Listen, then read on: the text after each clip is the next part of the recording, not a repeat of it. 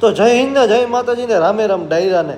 હવે જો કે તમે બધા ઓલો વાયરલ વિડીયો તો જોયો જ હતો કે ભાઈ ખેડૂતો માથે જે રીતના ઓલા ધોકાવારી કરે છે, ઘણા ખેડૂતોને હાથ ફ્રેક્ચર કરી નાખ્યા યાર. આવી રીતે હવે તમારા ગામમાં સ્વાભાવિક છે, ગમે એ સામાન્ય માણસ હોય એના ગામમાં સભા થાય તો એ જોવા જવાના જ છે.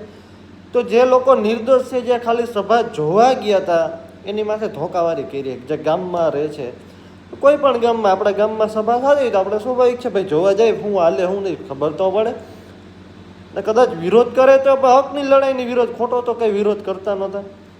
પણ આ ભાજપના પટ્ટાવાળાઓએ જે રીતના ધોકાવારી કરી છે મિત્રો યાર, ફ્રેક્ચર કરીને કઈ હદે.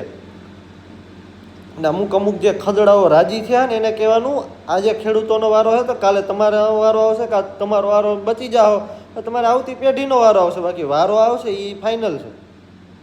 એટલે ખોટા રાજી ન થાવ ને, ખેડૂતોને સપોર્ટ કરો.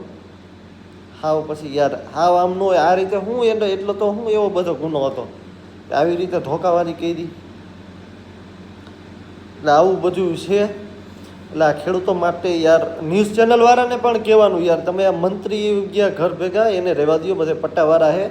આ ખેડૂતોના ઘરે ઘરે જઈને ઇન્ટરવ્યૂ ને દેખાડો પબ્લિકને કે કઈ રીતના પોલીસવાળાએ જે ધોકાવારી કરી એને બધાને સસ્પેન્ડ કરવામાં આવે.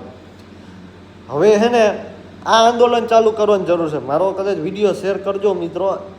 આમ આદમીના નેતા હોય, ગોપાલભાઈ છે, રાજુભાઈ છે, ગમી શેર કરો. અને આ પોલીસવાળા જેટલા પોલીસવાળાએ ધોકાવારી કરીને બધાને સસ્પેન્ડ કરવામાં આવે તો આ લોકોની બુદ્ધિ ઠેકાણે આવશે.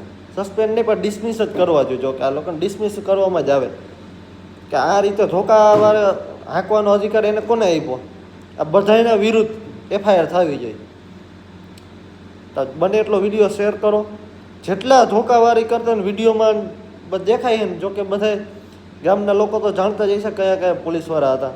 એ બધાના વિરુદ્ધ એફઆઈઆર કરવાની જરૂર છે.